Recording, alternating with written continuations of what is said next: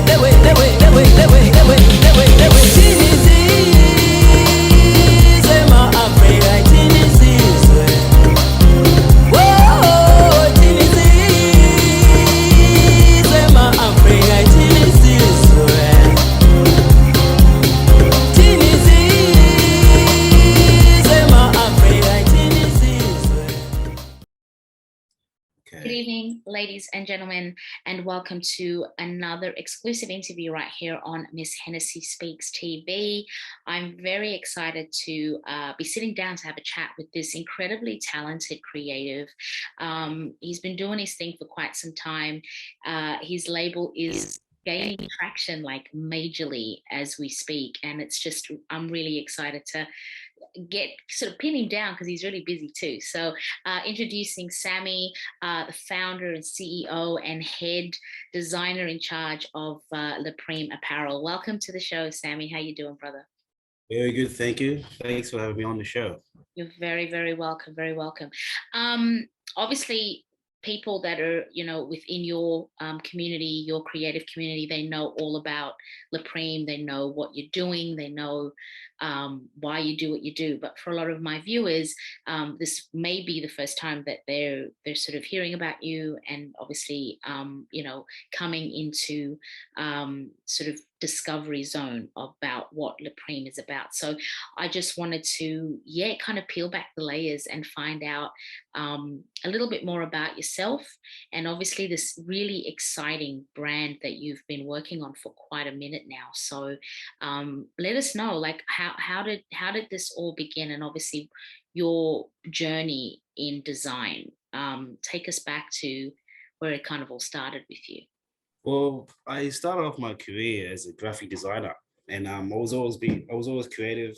I always liked art and digital art as well. I like to specialize in digital art. Like my first medium was Photoshop, and Oh, cool. yeah, I've used it ever since. And then once I studied graphic design, I learned about all the other mediums like Illustrator and the video editing software and all that kind of stuff. So digital creation has always been my thing, and thankfully it's been a medium that's worked for most people these days. It's like a future product. Like it's not no longer just pen and paper or painting or all that kind of stuff. So it's like digital based. So it was a good time for me to get into it. And I've been doing that for about 10 years, 10, 15 years now. Wow. So was that something you wanted to do while you were in school, or was it something that you kind of were like, I'm not sure, or have you always been creatively inclined? I've always been creatively inclined, but I discovered computer graphics when I was about 14, 15. Yeah. So I got my first program. I think might have been Photoshop 7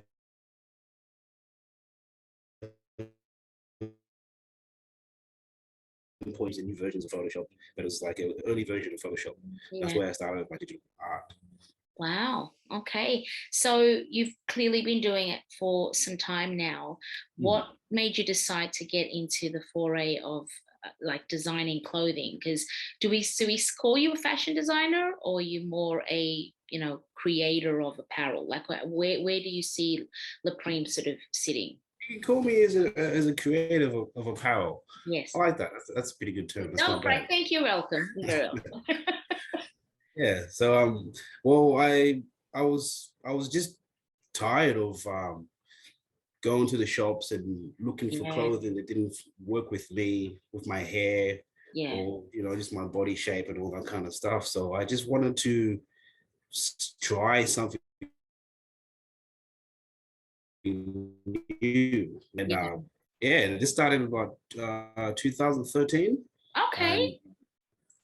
So I started this in 2013, but all I wanted to do was just create like a basic label and a couple t-shirts and a hat. It always starts like that, brother, and then it goes on to bigger things.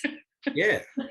So with that, I was just dabbling, wasn't anything serious. It's just, let's just see how this goes. It's mainly for myself, so nobody's gonna like tease me for it or anything like that. So I did that, but I hadn't done anything. I hadn't released anything. I hadn't made an order. I think I designed a t-shirt, and I was like thinking of creating a hat. Yeah. It just so happens that I fell really ill, probably just after half of the year. Right. And I ended up getting meningococcal meningitis. And that's a deadly disease. Like you can get brain damage. Absolutely. And the meningococcal, you can lose your limbs. And like, for some reason, me getting that illness, meningococcal transferred to meningitis. And this is what I found out when I was in hospital. But I was sitting in hospital, and the doctors, the nurses, anybody who knew about it was like, why are you alive? Like you shouldn't be as functional as you are right now. Because I didn't have any physical symptoms. Like I was just extremely ill, like severe headaches and sore spine. But because the doctor said you're very lucky, because there's a 32-year-old upstairs right now. He's in intensive care, and 3 people died last week. So consider yourself very lucky, and who knows what would have happened if you waited any longer. It was 10 days I waited to go to hospital. And a long time, like yeah, with something as serious as that. So wow. yeah. So I'm lying in bed at 2 a.m., can't sleep. And it finally just clicked in my head. It's like, wait a minute, I should be dead. I could have died yesterday or whatever. Like, like it just shocked me and made me realize, like, yeah, well, what if there is no tomorrow? Yeah. What have I done? Like, what am I going to leave the world? Because I like to create things and stuff, and people like what I create. So why haven't I made anything fulfilling to this point? So it was like, so the very next day I actually made the order for my first lot of hats, and from that it was a really good turnout. Everyone loved what I created. I sold a lot of hats. That version of hat is so gone now. So and from that I just wanted to keep going, because I realized I should leave a legacy.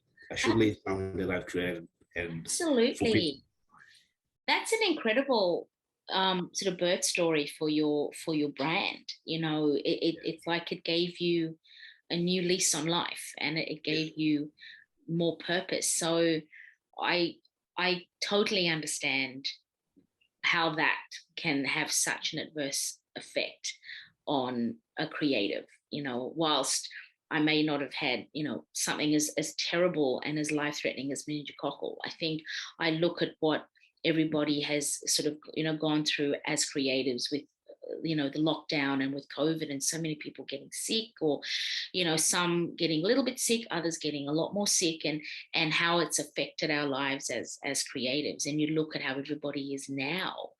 It's like there's a pep in the step. It's like there is a new lease on life, and yes, you got to create as if there's no tomorrow. Yeah, exactly that. Which I think in your case, obviously, 2013, when you think about it, like that's 10, nearly 9-10 years ago. From that first, from when you obviously came back, you were in recovery. Was the creation of Leprime, was that part of your recovery, would you say, while you were healing and going back to life? Yeah, because the Leprime, for me in the brand, it actually means live your prime. So because it's a mixture of like where I'm from. I'm from a country called Lesotho. It's a country inside South Africa. Yes, and South African over here, so know Lesotho very well. Yes. So and I'm a fan of the French language and the Italian language and all that kind of stuff. So like combining the three interests I have, especially my heritage, it's made it easier for me to create meaning for it, create the word. So the words come from that, but the meaning is living your prime, living the prime, living your prime every day. Like live every day as if it's going to be your last. Live every day as if it's going to be the best moments of your life. So what are you going to do today that's going to be memorable? It doesn't have to be making $1 million. It doesn't have to be buying a big boat, but it could be anything. It could be those things, but it could be spending time with your family. It could be finding a new talent you have, or a new passion you have. Like it just means fulfilling your time. Yeah. Because there could be no tomorrow for you or anybody Yeah, absolutely. So with all of that in mind, and obviously then, taking your heritage into consideration, how much of your heritage do you instill in the design process? How would you describe the designs that you make? How would you describe this label? What's the aesthetic that a person that would be looking at it, or searching for something like Leprime, how would you describe it, obviously given your heritage? Yeah, well, if you look at a lot of Basotho, which is Lesotho, artwork and creativity, and alongside with South African and Zulu tribal colors and patterns, it's very layered. And they use many colors and many patterns on top of each other. So for me, I've always used that element of that onto my creation. So it's like, rather than just like a plain flat color of a hat or a screen print, some of my most favorite, most best works, colors that don't look like they should match, but they match when they created a certain way on garments and hats, so they stand out, you know. So I'm a very big fan of using pastels and bright colors and pinks and purples, you know, like just colors that jump out at you. Yeah. You know, so especially if you look like Zulu artworks and jewelry, they use so many colorful beads. And it's just like full of vibrant colors. They just make you feel alive. So I like to implement that onto what I create, and you know, make people feel comfortable to be able to wear clothing that's from our part of the world. Yeah. Because I hear a lot of times people say, "Oh no, it's too colorful for me," this, that. But when they put it on and it actually suits them, they like it. So I like to change people's perspective on cultural colors and patterns. And I like that, because it's a different point of view. You know, I think the world is definitely changing. I think, you know, especially Australia, when you look at, you know, how multicultural this country is, and how powerful and how strong the African presence is in this country, and how strong it has been for many years. I think everything that is amazing about African culture, whether it be the fashion, the music. I mean, you look at all the incredible, you know, Ampipanyo, you know, nightclubs, or, you know, dance clubs that are on at the moment. Wow. It's crazy, right? Like, you know, Afro beats and just everything. And obviously your own family, you know, your partner is such an incredible force within the African community here, and just an incredible voice within hip hop. You know, shout out to Queen G. The two of you together are such an incredible power couple, and it's just amazing to see. It really is. You definitely, both of you are incredibly positive within the, you know, definitive roles that you play within the community, because it's not just for the community. You make sure that you're encouraging for every other community to get involved and see exactly how beautiful the African culture is. So what you've done with Leprime, because obviously I've, you know, followed what you've done for a minute now, since I've sort of known you, and I've seen it grow from strength to strength. And whether it be incredible interactive, you know, fashion shows that are on stage with, you know, African dances and music, or, you know, you sort of implementing yourself in many different facets. How have you felt being at the helm of this brand, that it's grown? How do you feel the public have sort of accepted it since you birthed it? I feel free at the moment. I like that. I've felt that for a while now, but I just feel free to be able to create for the people, you know, or for people who just like what I do. But it's more just for people to feel comfortable to enjoy what they see, and or want to wear, or, you know, like it's all about visual. It could be fashion, it could be one of our dance shows like Dancey Dance Time, you know. We you know, like that's dance, it's music, it's but mostly it's all about what people like to see. So I feel free to be able to create for people, and that's what I want to keep doing. I want to keep creating for people, and from I just feel like it's a necessary outlet for me, but it's a necessary outlet for people to discover what is inside people's minds.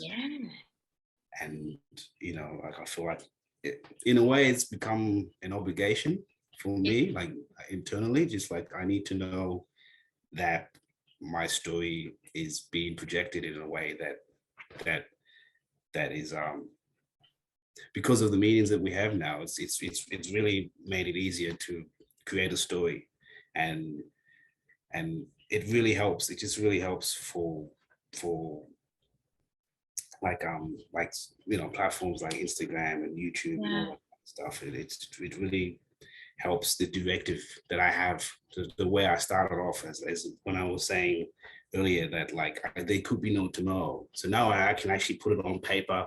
I can put it on screen. I can put it in photos. I can put it in the shows. Like if you have no tomorrow, this is what you should be doing before it's all gone. So I can't not do it because, it's like I'll end up kicking myself. I didn't do it.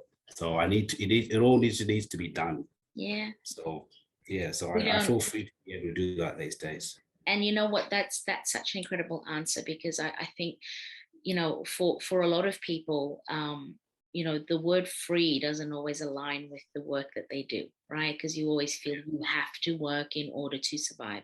You have to work to pay the bills, all that sort of rabbit wheel type of stuff. But I think, when you look at it from a creative standpoint, and also legacy building, you have to feel free in terms of the work that you're putting out there, because it's yours, it's your stamp.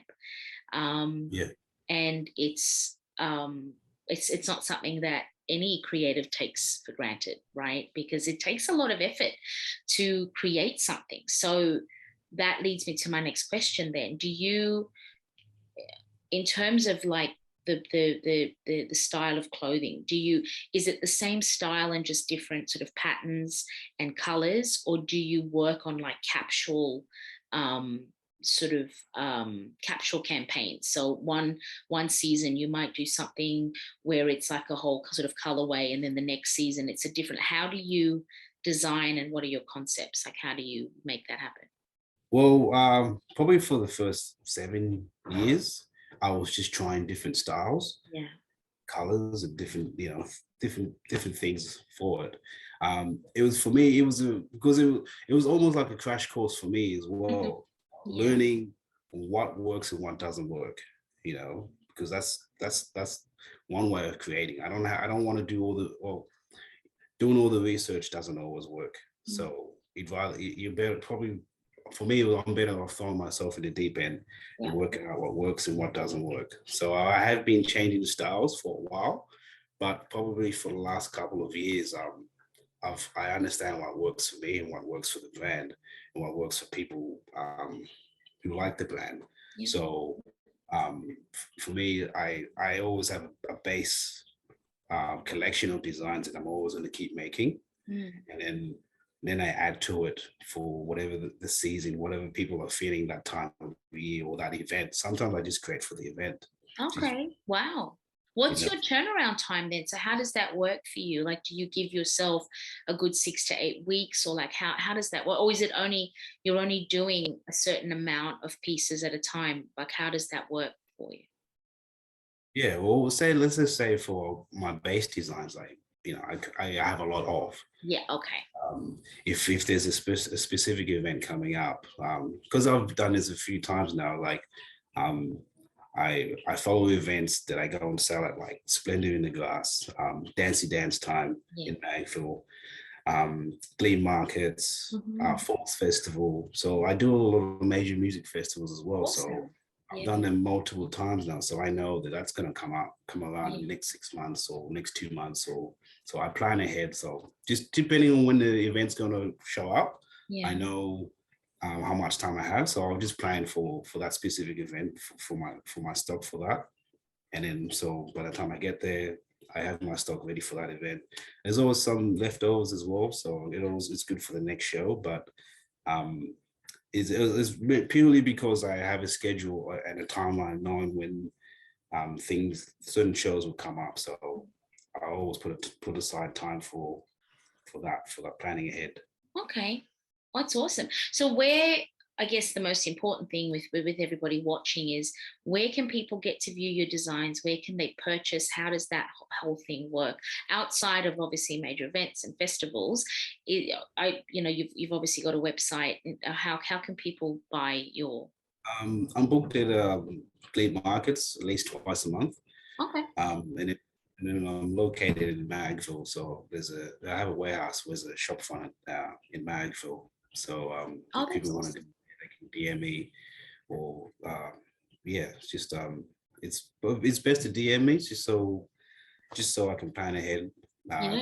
It's good for it's good for yeah. So like yeah, I'm locally based in Niagara, so Okay, that's awesome. Well, once obviously once I this is posted, I'll make sure to put all that information in yeah. the description box so people know where they can sort of hit you up and sort of check everything out. So I guess obviously aside from being fashion, you know, sort of focused, music is a big part of your life, and you know, apart from obviously being involved with the creative sort of stuff and with dance, what do you know at the moment, what inspires you musically to create? Because everybody has a soundtrack that they create to, whether it's writing or you know whatever it is. So do you listen to particular music while you're creating, or is it just the same thing? Like what's the stuff that motivates you?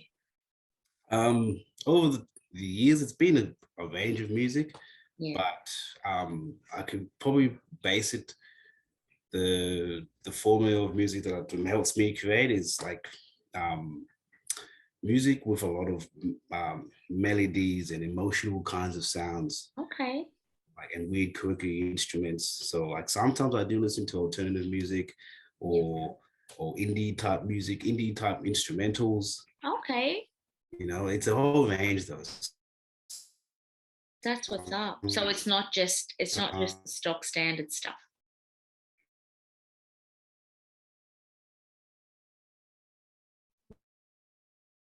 That have the same kind of sounds to it. Mm. So it's not all types of reggae. It's not all types of indies. It's like specific indie songs that really get me going. That's what's You up. know, then I can't. Yeah, but weirdly enough, lately, well, not lately, but the last couple of years, like music has really good sounds. But the message isn't always great, but the sounds are always great for me. Just Yeah. sounds uh, makes me express myself more for some reason. Yeah. But I'm not a fan of the sounds. I'm not a fan of the lyrics. I mean, Listen, I totally understand. I've you know, having been you know the person on the back end of hip hop, you know, always playing, promoting it, you know, the whole deal. The messaging has definitely changed. I won't say for the better over the last you know last decade or so. There has definitely been a lot of question marks with the lyrics, and it's really unfortunate because the kids, you know, they soak it up, you know. So a lot of the artists, and I have this yeah, conversation with a lot of people, with even if they don't want to be role models, you inadvertently fall into that as as an artist, yeah, whether it's hip hop or whatever. So you really have to be so mindful outside of your creativity, what you're saying. yeah, So yeah, it yeah. definitely That's does. Um, so I guess then my next question will be, do you have any designers that have inspired you over the years that you used to kind of want to wear when you were younger, and that kind of made you want to get into the fashion side of? um, I'll tell you a funny story. I was being interviewed by ABC Radio Pacific a few years back. I think it was 2018. Yeah. It was my first radio interview. Wow. And so, you know, and I was working at the time, I was working on like a big parcel sorter for Australia Post. And, you know, it was just like we were creating this machine. And then I had to go on my lunch break and answer this phone call. And they were asking me about Leprime, you know, Wow. and they asked me the same question you just asked. You know, this is after about 5 minutes of talking with them. Yeah. They asked me, oh, so who inspires you in you know, in fashion, Yeah. or you know, yeah. And I said the first thing that came in my head, I said Alex Perry. And Wow. at the time, he was the most hated person on TV. And it didn't make any sense why I answered that question in that way. And I said that as like, oh, and she was like, oh, okay, that's nice. And then she just moved on to the next question. But I was like, why did I say that? Right. But I have a better answer now. Yes. It's still a bit quirky, but I do enjoy I don't necessarily like. It's not about liking the style of Kanye West, but his vision and his Right. Yeah. the way he expresses himself, how free he is. Yeah. In terms of like creativity and stuff like that. But like that's an example I have now. But probably growing up as a kid, the style of Michael Jackson really inspired me. The way he wore his colors, the way he wore his layers, and and combine that with music and the storytelling and the visuals that he had. So I think early on it was all about the visuals for me. So that's stuck with me to today. Yeah, that's what's up. Look, you know what? I think especially when a person's beginning, some of the questions, it's great to have that perspective now, and that you've answered it in that way now, because no judgment then either. I mean, you're allowed to like who you like or whatever, but it is funny when you look back on things and you go, if I'm ever asked that question again, we might go down a different route. But I think Kanye, for all intents and purposes, no matter what the character of the man or however he is, he's an incredibly creative human being. And some of his pieces I do question, well, what was he seeing? But you can almost to me, it's a portal into his mind. Yes, definitely. Right? It's wearable thoughts. And when I look at his clothing, I think, man, like some of his stuff, dope, okay. Others, what was he thinking? And that to me is probably when he was in his dark moments, or maybe trying to figure a way out. And the only way out was through his designs. He's a person who creates as he feels. Yeah. Oh, it's music or fashion or whatever, or as he speaks, really. Like it's just continuous. And like you said, like he might have been going through dark periods, so it looks a bit strange, doesn't look right, but then he just goes on to the next thing though.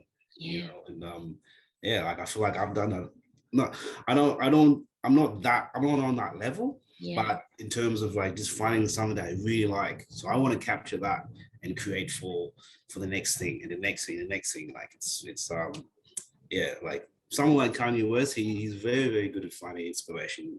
Oh, absolutely. I think he creates it himself most of the time out of nothing. Yes. Out of nothingness, I do think you are a safer bet than Kanye, though, Sammy. Hopefully I stick around for a bit. I'm a bet on you, brother. I think you're a safer bet, and I think your clothing is a lot more wearable. But it's creative genius, a lot more affordable, a lot more affordable, and probably a little bit more pleasant as well.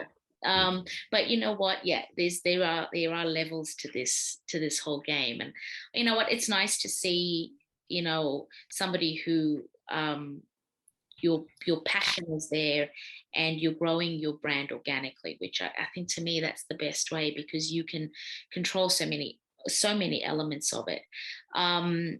Before we sort of finish up our conversation, I do want to know, is your brand, is it available overseas? Like, have you gotten any overseas interest, any international? I've had people approach me from I think it was not Denmark, Netherlands.